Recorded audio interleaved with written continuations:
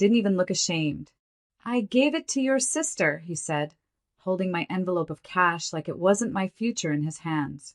Her candle shop matters more than whatever you were planning. $28,000. Gone. I stood there frozen, like if I stayed still long enough, maybe the betrayal wouldn't be real. But then, Grandpa walked in, cane tapping the hardwood, eyes sharp. He looked at Dad and asked softly, "Where's the college fund I entrusted to you?" And in that moment, my father, the man who always had a reason, a lecture, an excuse, turned white. My name is Alina West, and if you think you know how this ends, stay tuned. What happens when the people who raised you also robbed you? It started with trust, and it ended. For 2 years, I'd worked like hell. Scholarships didn't cover it all. So I waitressed, I tutored, I did freelance graphics until 3 a.m. I stacked every dollar into that safe. 28,000. Every cent counted twice. Because I had a dream too. Akla. Grad school. Debt-free. And he knew that. He saw the acceptance letter. Still, he chose her. It's not personal, he said, waving his hand. She needs this more. You're always fine. No apology. No guilt. Just entitlement. But then Grandpa stepped in. His voice low, deadly calm.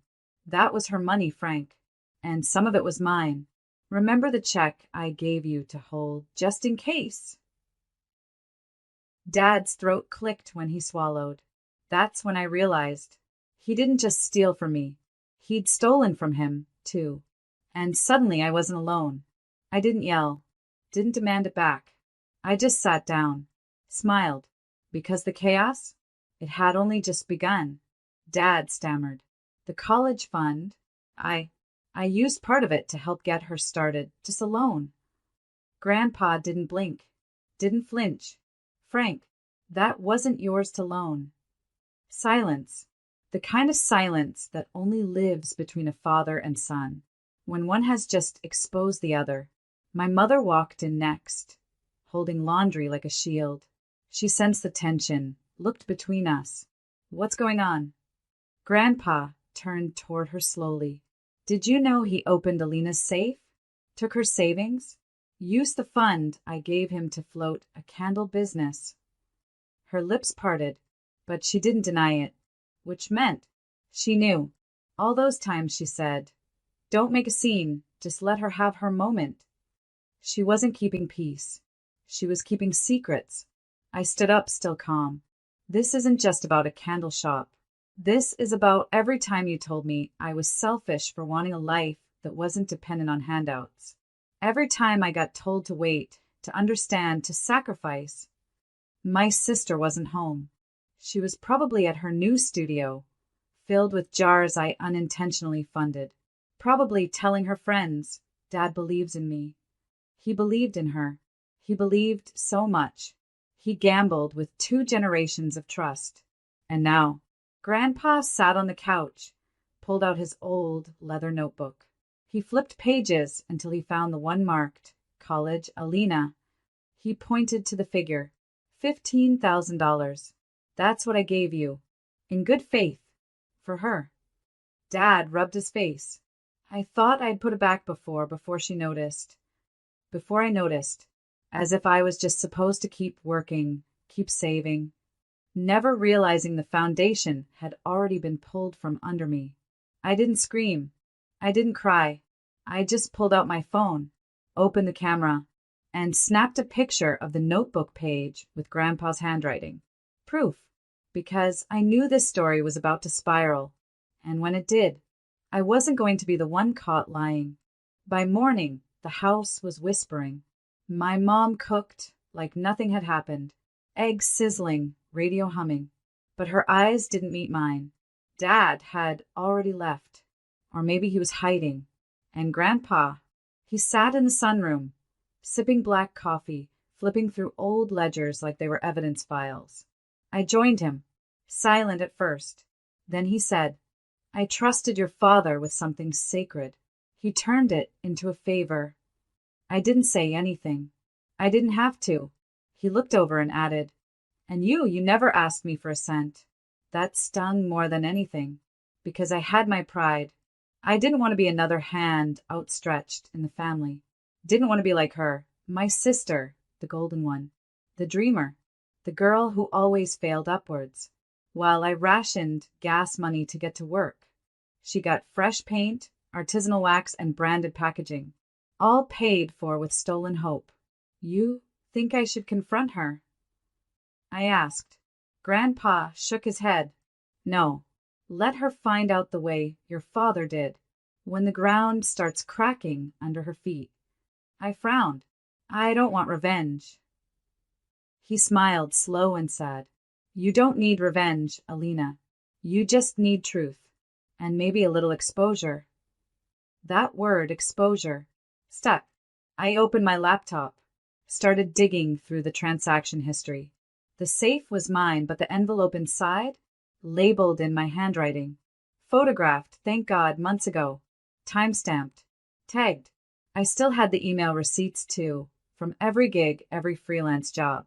It painted a picture, and that picture said, this wasn't just family sharing. This was theft. Then I checked the candle shop's Instagram. There it was, a soft-lit photo of my sister with her new shelving unit. Captioned, manifested this moment, all from hard work and faith. Hard work. I screenshot the post, then opened a new folder on my desktop and named it Inheritance of Lies. Because if they wanted this to stay private, they should have never lit the match. I didn't post anything. Not yet. Sometimes silence builds more pressure than noise. But I did start sending a few quiet messages to the scholarship fund director who once asked me to speak about financial resilience, to the nonprofit who'd featured my sister's business as a self-made, female-owned success, to the community college my sister claimed she dropped out of to follow her passion. I didn't accuse. I just asked questions, linked a few receipts, let the truth ripple slowly. That afternoon, I got a text from her. Hey, smiley face. Can you come by the studio today? I want to show you the new candle line. Also, just wanted to talk. Talk. Funny how that always happens after the dam cracks. I went. She greeted me with open arms, fake lavender scent in the air. Lip gloss perfect. Shirt reading, boss babe energy. Alina, she said, I know things have been tense, but I just want us to support each other's dreams. I looked around. Wooden tables, custom jars, fresh product labels. Nice setup, I said. Looks expensive. She laughed. I mean, I worked for it. I tilted my head. Really? Because I checked the licensing under your LLC. The startup funds came from an account you didn't open. Her smile faltered. I'm not here to fight, she mumbled. I thought maybe we could co-host a pop-up or something. You're good at branding. I stepped closer. You know what I'm good at? Documenting. Every dollar I ever earned. Every check Grandpa ever wrote. I pulled out a printed transaction sheet, laid it on the wax-scented counter. She scanned it, and then said the thing that made me realize she was exactly like him. Dad said you wouldn't notice. That's when I knew. She didn't feel bad. She felt caught. So I left. Didn't slam the door. Didn't say a word. But the moment I stepped outside, I forwarded everything to Grandpa. And then I called a lawyer. Because trust is fragile. But paper trails? They're bulletproof. The lawyer's office smelled like old books and new decisions. He read through the file slowly, glasses low on his nose. Printouts, bank statements, screenshots, a paper trail stitched together with betrayal. Finally, he looked up. You've got enough here for a civil claim, especially if the funds were stolen and used without your consent. I nodded. I don't want to ruin anyone, but I'm not letting them rewrite the story. Because that's what they do, right? Rewrite, reframe, reshape the truth until the victim becomes the villain, and the thief becomes the dreamer. Not this time. That night, Grandpa and I sat in the living room. No TV, no noise, just the low rumble of thunder in the distance. I made a mistake trusting him, Grandpa said. Your father always wanted to look generous, but he used other people's wallets to do it. I didn't respond, because that's exactly what he'd done to me. My wallet, my sacrifice, dressed up as someone else's success story. Then Grandpa reached into his coat pocket, pulled out a check. Blank. I'm rewriting the fund. Myself. In your name. I stared at it, shook my head. I don't want your money. I want my name back. He smiled. Then use it for that. File the claim. Make it loud. Let people know what happens when you steal a girl's future and call it family. The next day I filed. It wasn't a lawsuit for cash. It was for restitution, for recognition. And the moment it hit their inbox, the panic began. Mom called. Alina, this is extreme. You're tearing the family apart. My response? No, Mom. I'm just making sure I'm no longer the glue.